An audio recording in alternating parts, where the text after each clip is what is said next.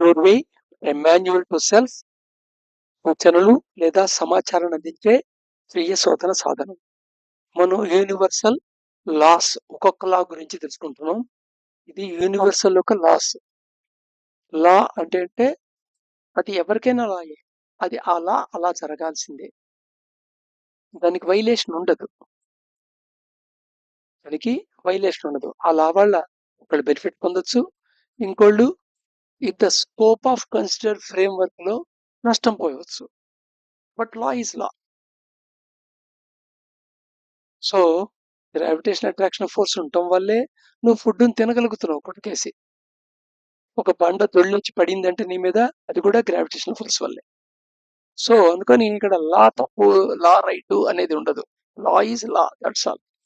Certain laws మీద universe అంతా run అవుతుంది. సో ఆ లాస్ ఏమిటనేది ఒక్కొక్క దాని గురించి స్టడీ చేస్తున్నాం. ఈ లాస్ ని ఏ రోజుకి ఆ రోజు దాని గురించి ఎంతసేపు ఆలోచించగలిగితే అంతసేపు ఆలోచించండి. ఆ టైంలో ఈ లాకి సంబంధించకుండా వేరే టాపిక్ లోకి థాట్ వెళ్ళిందంటే అది డ్రిఫ్ట్. ఆ డ్రిఫ్ట్ ని వెనకాల ఉండేది నోట్ చేయండి. ఆ వెనకాల ఫియర్ ఉండే ఆ డ్రిఫ్ట్ వచ్చిందా, లేదా హేట్ నుంచి వచ్చిందా, డిజైర్ నుంచి వచ్చిందా, హోప్ నుంచి వచ్చిందా, పెయిన్ నుంచి వచ్చిందా, జెలసీ నుంచి వచ్చిందా, డిసీడ్ నుంచి వచ్చిందా, సో లేదా ఒక సెక్షువల్ థాట్ లోంచి వచ్చిందా, సో దేంట్లోంచి వచ్చింది, పెయిన్ లోంచి వచ్చిందా, సో జెలసీ కంపారిజన్ నుంచి వచ్చిందా, అది నోట్ చేస్తే తర్వాత ఉపయోగపడుతుంది మనం డ్రిఫ్ట్ వాచింగ్ తర్వాత కరెక్ట్ మెథడ్స్ ఇంప్లిమెంట్ చేయటం దగ్గర. సో రైట్, నెక్స్ట్ లాలోకి వెళ్దాం. నెక్స్ట్ లా అది law of compensation. Law of compensation. So మన కాంపన్సేషన్ అంటారు కదా, అయ్యో ఇలా అయిందా, సరే ఇంకో ఇలా చేద్దాం, ఇలా చేద్దాం, ఇలా నష్టమైందా ఇలా చేద్దాం, ఇలా లాభం పొందాడా వాడు ఇంత ఈ ట్యాక్స్ కట్టాలి, ఇలాగా కాంపన్సేషన్ చేయటం. ఓ రకంగా ఇది యూనివర్సల్ బ్యాలెన్స్ లా అని కూడా చెప్పచ్చు. యూనివర్సల్ గా బ్యాలెన్స్ ఉంటుంది. నీకు లిమిటెడ్ పర్సెప్షన్ లో నీకు తెలిసిన ప్రపంచంలో అది బ్యాలెన్స్ గా కనబడకపోవచ్చు, కానీ యూనివర్సల్ గా తీసుకుంటే అది బ్యాలెన్స్ గా ఉంటుంది. సపోజ్ ఒక ఫారెస్ట్ లో రకరకాల జీవులు ఉన్నాయి, రకరకాల మొక్కలు ఉన్నాయి. ఆ ఆ మొక్కలు కొన్ని జీవులు తింటాయి, ఆ జీవుల్ని వేరే జీవులు తింటాయి. బట్ సపోజ్ ఏ విధమైన డిజాస్టర్ క్రియేట్ జరగపోయినా, లేదా ఏ విధమైన మనిషి ఇంటర్ఫిరెన్స్ లేకపోయినా అవి వాటి బ్యాలెన్స్ మెయింటైన్ చేస్తాయి. అలాగా వాటి యొక్క లైఫ్ సైకిల్స్ డిజైన్ చేయబడతాయి. ఏదైతే ఈజీగా చనిపోయే అవకాశం ఉంటుందో దాని సంతానోత్పత్తి కెపబిలిటీ డిఫరెంట్ గా ఉంటుంది. దోమను కొడితే చచ్చిపోయే దోమ రోజుకి కొన్ని వందల దోమలు, వందల గుడ్లు కొడుతూ ఉంటుంది. సో అలా ఉంటుంది అనమాట. సో బ్యాలెన్స్ యూనివర్సల్ గా బ్యాలెన్స్ మెయింటైన్ అవుతుంటుంది. అందుకని లా ఆఫ్ కంపన్సేషన్ అని చెప్పచ్చు, దీన్ని యూనివర్సల్ బ్యాలెన్స్ అని కూడా చెప్పచ్చు. వీటిని జాగ్రత్తగా అబ్జర్వ్ చేస్తే గుడ్ డీడ్స్ ఆర్ రివార్డెడ్. ఈ ఈ యూనివర్సల్ బ్యాలెన్స్ లో సామాన్యంగా మన యాక్షన్స్ జనరల్ గా రెండు రకాలుగా మనమే క్లాసిఫై చేస్తుంటాం కదా, గుడ్ లేదా బ్యాడ్ యాక్షన్ అని, లేదా నెగిటివ్ యాక్షన్ అని. సోఫిస్టికేటెడ్ గా చెప్తే negative action. So good action, good deeds, negative deeds, bad deeds. So ఇది జనరల్ గా నువ్వు రిఫరెన్స్ ఫ్రేమ్ తీసుకున్న దాన్ని బట్టి గుడ్ బ్యాడ్ డిసైడ్ చేస్తావు. అలా కాకుండా యూనివర్స్, అంటే యూనివర్స్ లో తన తన యొక్క రోల్ ప్లే ఏది ఉందో అది ప్రతిదీ రోల్ ప్లే చేయాలి. ఆ రోల్ ప్లే చేయడానికి డీవియేట్ అయిందంటే అది బ్యాడ్ డీడ్ కింద లెక్క, నెగిటివ్ యాక్షన్ కింద. లేదా ఆ రోల్ ప్లేకి సహకరించేట్టుగా ఏదైనా చేస్తుందంటే అది గుడ్ డీడ్ కింద లెక్క.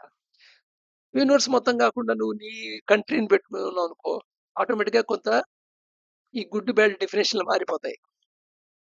ఎందుకంటే నీ సోల్జర్ ఎదుర్కొన్న సోల్జర్ని చంపడానికి అది వీరోచితంగాను గుడ్డుగా కనబడుతుంది. నీ సోల్జర్ని ఎదుర్కొన్న సోల్జర్ పేరు చంపేయడాన్ని మటర్లా కనబడుతుంది, బ్యాడ్ లా కనబడుతుంది. సో నువ్వు ఫ్రేమ్ వర్క్ బౌండరీస్ ఏం పెట్టుకున్నావు బట్టి మారిపోతూ ఉంటుంది. అలాగే నీ సమాజాన్ని పెట్టుకోవచ్చు, నీ క్యాస్ట్ ని పెట్టుకోవచ్చు, నీ రిలీజన్ పెట్టుకోవచ్చు, నీ ఫ్యామిలీ పెట్టుకోవచ్చు, నువ్వే అవ్వచ్చు. బౌండరీస్ ఎక్కడ పెట్టుకున్నావు మీద గుడ్ బ్యాడ్ ఆధారపడతాయి.